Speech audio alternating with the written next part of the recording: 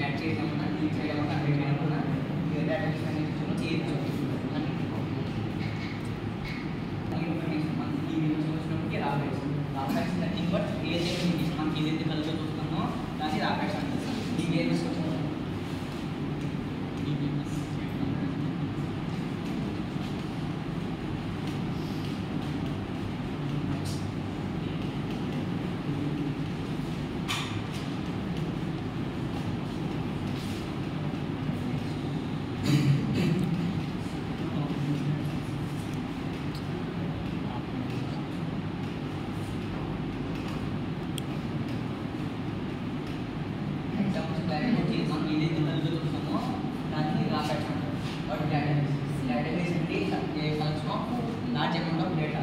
So data lo man ఎక్కువ amount store చేసి database లో large amount of data store చేసి అది database అంటారు. Database classification 4 formatting స్టార్ట్ చేసేటప్పుడు